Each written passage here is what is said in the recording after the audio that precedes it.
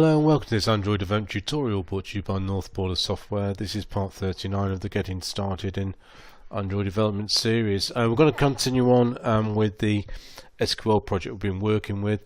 The objectives in this tutorial are to be able to add entries to the database and view the database itself. So I've come back to this SQLite activity which we defined before at the start of the this particular series, and remember there's quite a few buttons and edit text associated with the layout which we predefined. So I want to work within this add entry button to database. Now first of all I want to define a couple of string variables which are going to hold the values from the edit text. So I'll just make these local to this area here. So I'm just going to call one member name, and we'll have one called member status. Okay. Now all we need to do next task is to go to the case statement for the button itself, and we'll go and get the text from the edit text. So it'll be member name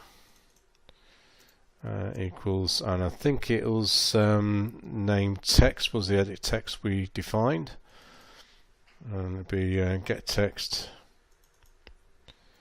to string, and it'd be member status equals status text, and it's be get text to string. Excellent. Okay, so next 4 lines of code, first of all gonna pass a context into the constructor.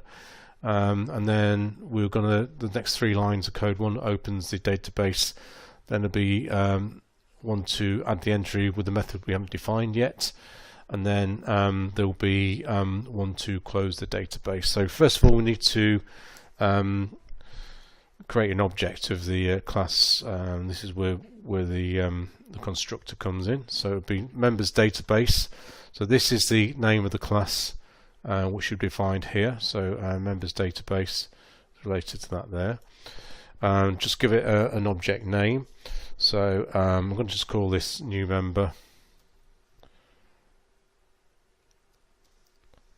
We need to type new.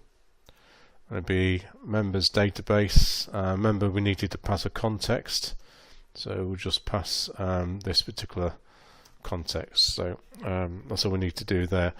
So we work with this new member object here. So the next thing to do is open, and remember we defined that method, so that's how we call that method there.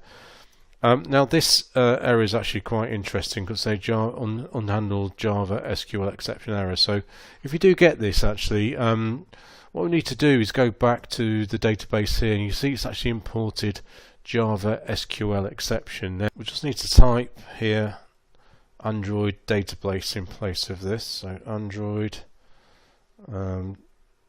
dot database.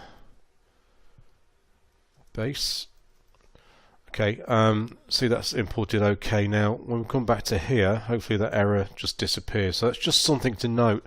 There's the native Java SQL exception, and really you want to be working with the Android one. So I'm glad that error occurred actually, so it's just something to note if you do come across that in the future. Okay, so let's get on with the adding the entry. Now what we're going to do here is type new member, and it'll be dot add entry. Now I'm going to need to pass the 2 strings which define, so it'll be member name, and it'll be member status. Okay, just format that. Now you've got an error here because we haven't defined this method yet, so what we can do is actually create this method. Okay, so you can see it's actually added the method directly into the members database here. This is saying void here at the moment. Now we're going to have to change this to long. I'll explain that later on. But at the moment, let's just type this out now. So it'll be long. It's going to ask us to return something, but we'll just deal with the error when we come to it. So okay, so when we actually add in data into the database itself, we use it's a very similar method to the XML and JSON. We use key value pairs. Now these are referred to as content values. So we need to work with content values for the name and the status in this case. So let's just declare an object of content values.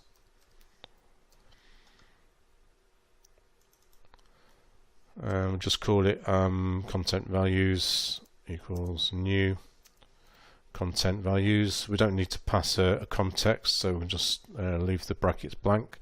So it'll be content values, and we say dot put. And then we just need to enter the key value pair. So it's key name, and this is what we defined up here a couple of tutorials ago. And there'll be a comma and whatever the string variable is here, so it'd be member name.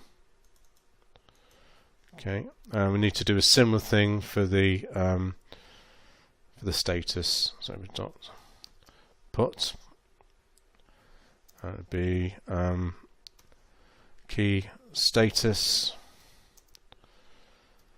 member status. Okay, let's just format that. Okay, so now we have to deal with the return statements to get rid of this error here. I guess when we talk about row IDs and things in databases, that could be a very large database. So if we often pass integers for row IDs, but that's quite a finite length, so using long really makes them much more scalable. So what we need to do is just type return,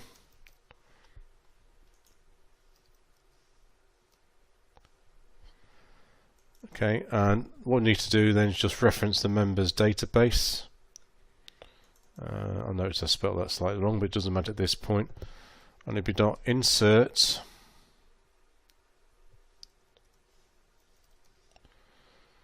okay, and we need to, you've got the table here and the content values, and what will be null. So the table is database table, then be null, and then content values, and there we go. So that is the create, the add in the entry method complete. Okay, so the only other thing I need to do is close the database off. So if we go back to the SQLite activity, all we need to do is we can basically copy this line here and paste it in there, and just change that to close. And that's how we handle all of the database methods. We really open the database, perform the action we need to do, and then close it off. This tutorial is it's getting a little bit long now, so I think I'll leave this one here for now. I'll catch you in the next one where we view the database. Bye for now.